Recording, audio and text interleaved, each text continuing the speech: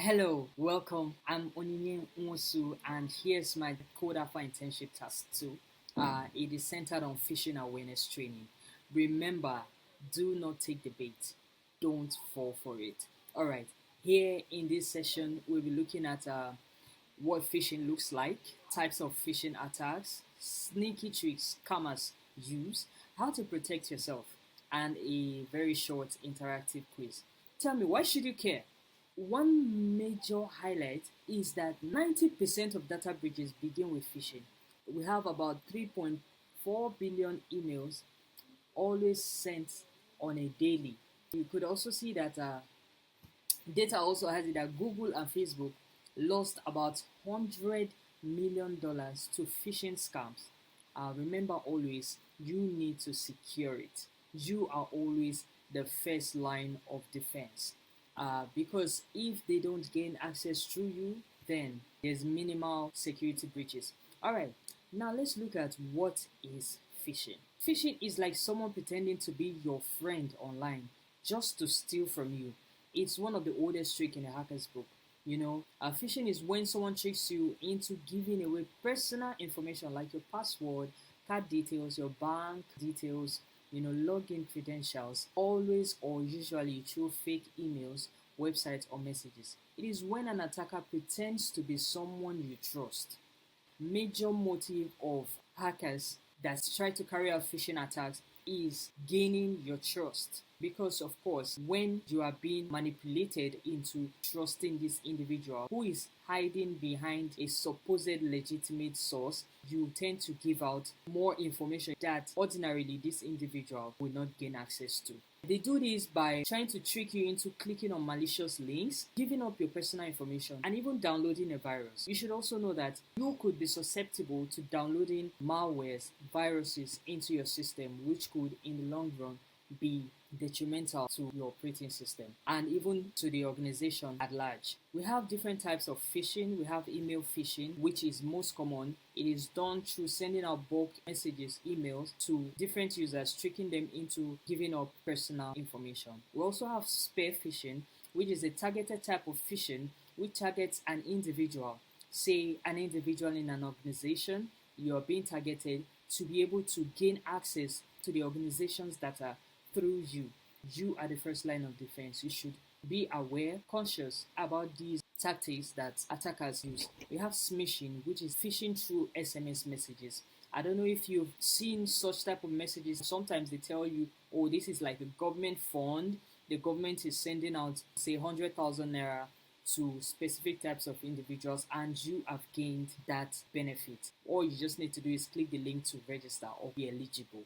Such SMSs are suspicious. We also have phishing, which is voice phishing. It is when, say for instance, someone poses to be like a customer care agent of an organization and asks you some specific or personal information or data that ordinarily an outsider shouldn't have.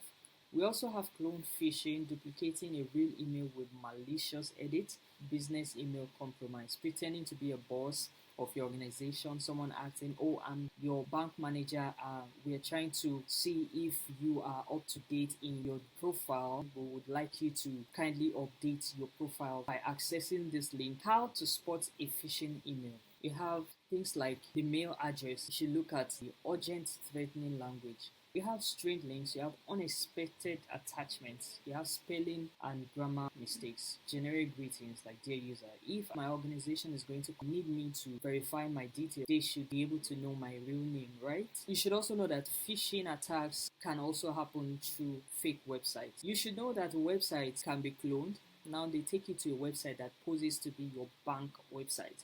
And in that website, you are supposed to log into your bank account. These attackers make use of the keyloggers to be able to get your credentials when you don't even have multi-factor authentication. That is a big risk to you losing your bank account as well as data. These are examples of how to spot fake websites. You see slightly misspelled domains like, say for instance, Netflix. Netflix is spelled netflix.com, right?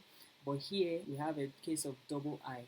You also see Amazon. Instead of O, we have a 0 there. That is why it is important when you get messages Make sure to look out for this. You also see the website is not secure. It doesn't have HTTPS, which means that your data is not secure. We also see where designs or outdated logos. We see forced login forms asking for sensitive information. Over the link to see the pop-up URL that you get. When it seems suspicious, please do not click. Such messages don't have like legitimate contact information. Now we have social engineering tactics, which is the art of manipulation. You see, you should know that hackers, they employ social engineering skills to get you to fall a victim of phishing attacks. Examples of tactics they use is impersonation. They pretend to be your HR, your boss, IT support, customer care agent, just to get you to fall victim of phishing attacks. They also use methods like pretexting, creating a fake scenario to gain trust. They use baiting, offering something tempting. Like, I don't know if you try to access websites online and then you see pop-ups, some advertisements, things like, oh, click now to win $100,000. I mean, that money is huge. That should be a clue to tell you, oh, do not click on this link, that is suspicious. Alright, you have things like quid pro quo, offering help in exchange for your information, asking also to verify your account. It's important to inquire about the source of such messages. Note that it is not always digital. It could also happen through text messages. It could happen even in person. Something we call in Nigeria street smart. You need to be street smart and even cyber smart when you say so. Now, how do you stay safe from phishing? Number one best practice: do not click suspicious links or open unknown attachments. Number two is always verify the sender before responding. Number three, use multi-factor authentication. That ensures that you are the legitimate person logging into your personal information or online data. Make sure that your softwares are always updated. Make sure that you have antivirus in your system and it is up to date. Report phishing to your IT. Number 6, do not share sensitive information on email or phone. Number 7, like we said, set strong, unique passwords. When in doubt, do not click. You have real-world phishing cases like Facebook and Google phishing scam, where a hacker posed as a computer hardware vendor, sent fake invoices to both tech giants. They wired over $100 million. Over time, the attacker used real-looking emails, fake contracts, and spoofed domains. You see, even the biggest tech companies can be fooled by well-crafted phishing emails. Now, we're going to test our knowledge to see how much we're following. Now, question number 1, you get an email from your bank saying, urgent, your account has been compromised. Click the link to reset your password. Now, what should you do? A, click the link immediately. B, ignore the email. C, hover over the link and verify sender info before taking actions. I'll pause a bit. Our answer is C. Now, question number 2. Which of these is not a type of phishing? A, smishing. B, spear phishing. C, cloud washing. You got that right, cloud washing. Now we're going to take this set of quiz. I'd love you to put the answers right there in the comment section. Question number 3. What's wrong with this link? Question number 4. What's the safest way to verify a message you're not sure about? Question number 5. I want to know your experience. Share one phishing attempt you encountered in real life. Anyway, if you fell a victim, I'm so sorry. Now you're aware. Key reminder from this phishing awareness training is you should always think before you click. Always verify sender information. Use strong password plus 2-factor authentication.